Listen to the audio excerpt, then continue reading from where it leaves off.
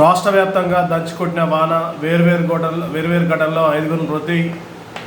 హైదరాబాద్లో వాగులుగా మారిన రహదారులు. అధికార యంత్రాంగం అప్రమత్తంగా ఉండాలని సీఎం రేవంత్ రెడ్డి. అకాల వర్షం రాష్ట్రాన్ని అతలాకుతలం చేసింది. గురువారం మధ్యాహ్నం నుంచి ఒక్కసారిగా ఈదురుగాలతో ప్రారంభమై ఉరుములు, మెరుపులు, పిడుగుపాట్లతో వర్షం విరుచుకుపడడంతో జనజీవనం అస్తవ్యస్తమైంది. ఉత్తర దక్షిణ మధ్య తెలంగాణలో భారీ వర్షం కురిసింది. హైదరాబాద్లో దాదాపు అన్ని డివిజన్లో కురిసిన భారీ వర్షానికి నగర జీవనం అస్తవ్యస్తమైంది. రాష్ట్ర వ్యాప్తంగా పిడుగుపాట్లు, గోడకూలిన ఘటనలో 5 మృతి చెందారు. నడి వేసవిలో వణికిన హైదరాబాద్. భారీ వర్షం కారణంగా హైదరాబాద్ మునిగిపోయింది. ఎల్బీనగర్ నుంచి మొదలు పంజాగుట్ట, అమీర్పేట్, ఉప్పల్, తార్నాక, సికింద్రాబాద్, నారాయణగూడ నుంచి రాష్ట్ర సచివాలయం, ఖైరతాబాద్ ప్రాంతాల్లో వరద నీటితో రహదారులు వాగుల్లా మారాయి. వాహనాల రాకపోకలు గంటల తరబడి నిలిచిపోయాయి. ఖైరతాబాద్, ఆనందనగర్, దిల్సుఖ్నగర్, రామ్నగర్ పలుచోట్ల చెట్లు కూలాయి. కొన్ని చోట్ల కార్లపై పడగా లోపల ఉన్న వారు స్వల్పగాలతో బయటపడ్డారు. చెట్ల కొమ్మలు విరిగిపడడంతో పలు ప్రాంతాల్లో విద్యుత్ స్తంభాలు దెబ్బతిన్నాయి. మలక్పేట్ ఆర్యూబీ నడుములోతో నిండిపోయింది. పలు వాహనాలు వరదలో చిక్కున్నాయి. సికింద్రాబాద్ అడ్డగుట్ట బస్తీలో మురుగునీటి కాలంలో పొంగి పొరలడంతో ఇళ్లకు చేరిన వరద నీరు.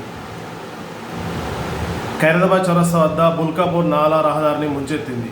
కూడలిలో ఒక చెట్టు నేల కూలింది. ఉప్పల్ చౌరస్తా నుండి రామంద వైపు పలు ప్రాంతాల్లో రోడ్డుపై నీరు నిలిచి ట్రాఫిక్ తీవ్ర అంతరాయం కలిగింది. 2 గంటల పాటు వర్షం కురవడంతో నగరం అంతా ట్రాఫిక్ సమస్య తలెత్తింది. ద్విచక్ర వాహనదారులు వర్షంలో తడుస్తూ చలికి వణుకుతూ నరకాన్ని చవిచూశారు. ఇది ఇలా ఉండగా భారీ వర్షానికి చార్మినార్ పెచ్చు ఊడిపోయి కింద పడింది. వర్షం దాడికి చార్మినార్ పైభాగంలోని పెచ్చులూడాయి.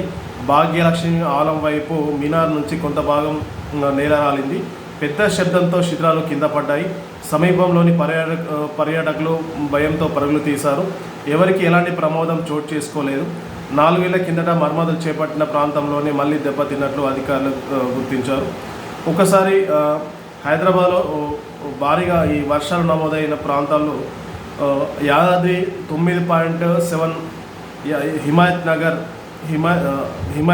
9.1, చార్మినార్ 9.90, సరూర్ నగర్ 8.9, నాంపల్లి 8.8, ముషీరాబాద్ 8.7, అంబర్పేట్ 8.5 వర్షపాతం సెంటీమీటర్ల వర్షపాతం కురిసింది. అయితే ఇంకా 2 రోజుల పాటు భారీ వర్షాలు కురిసే అవకాశం ఉందనేసి అధికారులు చెప్తున్నారు. ప్రజలు, రైతులు అప్రమత్తంగా ఉండాలని అధికారులు కోరుతున్నారు. ఈ ముఖ్యమంత్రి రేవంత్ రెడ్డి కూడా అధికారులను అప్రమత్తం చేశారు. లోతట్టు ప్రాంతాల్లోని ప్రజలను సురక్షిత ప్రాంతాలకు ట్రాఫిక్ పునరుద్ధరణ, విద్యుత్ పునరుద్ధరణ తగిన చర్యలు తీసుకోవాలనేసి అన్ని డిపార్ట్మెంట్స్ సమన్వయం చేసుకుంటూ అన్ని departments, municipal, revenue, power, traffic, police అన్ని డిపార్ట్మెంట్స్ సమన్వయం చేసుకుంటూ సమస్యలు రాకుండా చూసుకోవాలనేసి, ప్రజలకు అందుబాటులో ఉండాలనేసి రేవంత్ రెడ్డి అధికారులను ఆదేశించారు.